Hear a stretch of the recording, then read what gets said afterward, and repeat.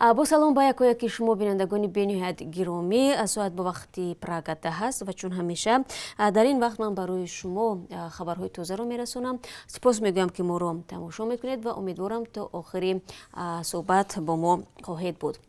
قبل از تقدیم خبرها باید بگویم بینندگان عزیز که امروز ازبکستان مرزهایش را باز کرد. همکاران ما در شمال و جنوب تاجیکستان از نزدیک گذرگاه‌های مرزی این موضوع را به واسطه دنبال دارند، ولی سفر به کشورهای همسایه تاجیکستان طور همکاران ما میگویند مودت‌های زیاد دارد. برنامه خبری ما را تماشا کنید تا بفهمید که کی‌ها میتوانند به ازبکستان روا داشته باشند. همچنین ما منتظر خبر درباره تقدیر پروازها از روسیه به تاجیکستان هستیم.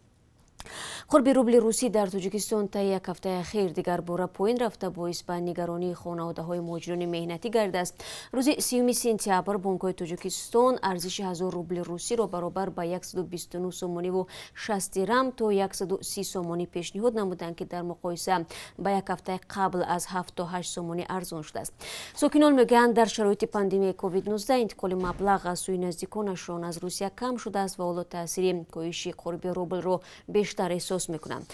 مسئولان دفتر مطبوعاتی بانک ملی تاجیکستان به قربشوی روبل روسی را به شرایط پاندمی کرونا ویروس و عامل‌های بیرونه ربط میدهند. نورالدین قیوموف کارشناس مسئول اقتصادی میگوید کاهش نرخ نفت روسیه در بازار جهانی و دگرگونی‌ها در بازار اسعار این کشور میتواند به قرب روبل در تاجیکستان تاثیر رساند. جمله گفت با این رفتن روبل روسی نه تنها به خانواده‌های تاجیک بلکه در مجموع به اقتصاد کشور تاثیر منفی خود را میرساند و باید گفت که امروز طوری اگر شما نوید بامدادی رو تماشا کرده باشید اندک قرب روبل بلندتر رفته است، ولی به هر صورت در مقایسه با ماه‌های گذشته خیلی پایین است. از امروز 1 اکتبر در تاجیکستان موسم تیرمایی دعوت به صف ارتش رسما آغاز شد.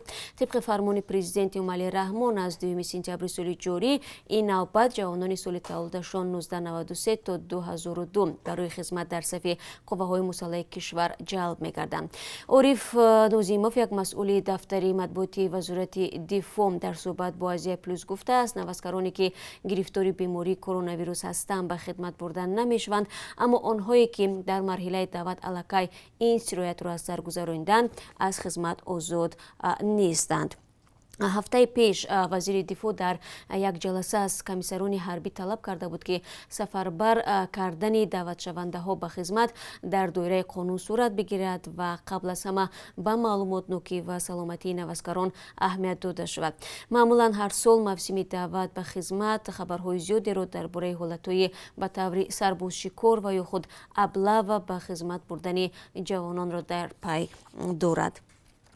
ولادیمیر پوتین و امانوئل ماکرون پرزیدنت‌های روسیه و فرانسه خواستار قطع فوری درگیری‌های نظامی بین آذربایجان و ارمنستان بر سر منطقه قره‌باغ کوهی شدند. این در حالی است که با وجود سخت‌تر گشتن درگیری‌ها در قره‌باغ کوهی، آذربایجان و ارمنستان درخواست‌های بین‌المللی برای آتش‌بس و آغاز مذاکرات را رد کردند. الهام علیف رئیس جمهوری آذربایجان گفته است که خروج فوری و بی‌قید و شرط ارتش ارمنستان از قره‌باغ کوهی تنها شرط پایانی جنگ می باشد.